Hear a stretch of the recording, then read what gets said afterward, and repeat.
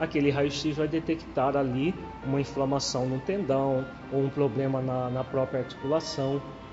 São sinais e sintomas bem evidentes que geram uma manifestação que nós dizemos física, laboratorial. Já a depressão é puramente mental. Não existe um exame que se possa fazer para detectar a depressão. Por isso ela ainda é uma doença muito incompreendida. A pessoa deprimida, por exemplo, ouve afirmações do tipo: você não tem nada, ou que você tem é frescura, ditas até por médicos. Médicos que aí hoje em dia já é mais raro, mas antigamente era muito comum, médicos generalistas que não tinham conhecimento das doenças puramente emocionais. Era muito comum a pessoa depressiva com um sofrimento muito visível, muito palpável, ia ao médico, fazia-se todos os exames bioquímicos possíveis. Os exames, claro, não vão dar nada. Aí a pessoa ouvia: você não tem nada. E, claro, a pessoa se sente muito confusa, porque o sofrimento dela é muito real. Hoje em dia já é mais raro profissionais da área de saúde não conseguir perceber um processo depressivo. Mas antigamente, até um certo tempo, isso era relativamente comum. Então a pessoa, por exemplo, depressiva, ouve de familiares, de pessoas conhecidas dela, por exemplo, falas assim: depressão, larga de frescura, faça uma viagem que tudo vai passar. Vá ao shopping se distrair, que toda essa tristeza passa. É como a pessoa vê a depressão de uma maneira simplista, como se fosse uma simples tristeza, que uma viagem faria com que a depressão desaparecesse. Ou um probleminha qualquer, que uma ida ao shopping para fazer compras, a pessoa se libertasse da depressão. Se viagem e compras libertasse as pessoas da depressão, era muito fácil. Era só dar um cartão de crédito na mão de uma pessoa para fazer compras e pronto, ela ficaria livre da depressão.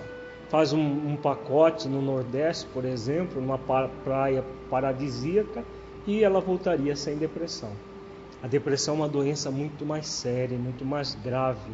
É uma doença do espírito e não é de formas simplistas que se resolve a depressão. Tem outras pessoas que ouvem falas do tipo: o que você tem é falta de força de vontade. Você tem tudo e fica com essa frescura de depressão. Isso é falta do que fazer, arranje uma ocupação que tudo passa.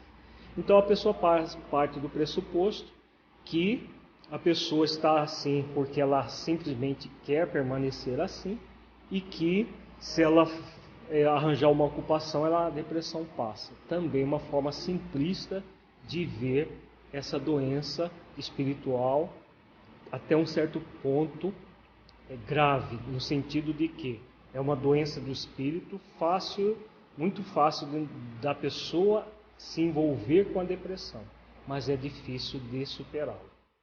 Vejamos agora a depressão, os sinais e os sintomas da própria depressão. Inicialmente vamos falar sobre os sintomas psíquicos. O sintoma mais objetivo e mais recorrente, o que mais acontece na depressão, é esse que estamos vendo na tela. Há uma dificuldade de sentir prazer pela vida, resultando em uma insatisfação por viver.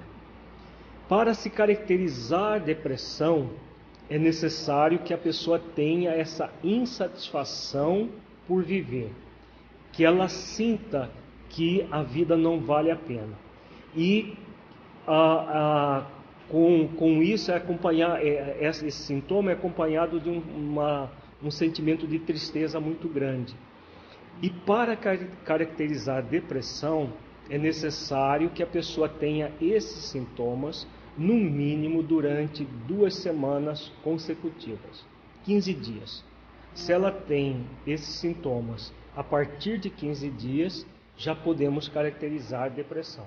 Por quê? Não é uma simples tristeza. Por exemplo, uma pessoa que briga com o namorado, por exemplo, uma moça brigou com o namorado, ela vai ficar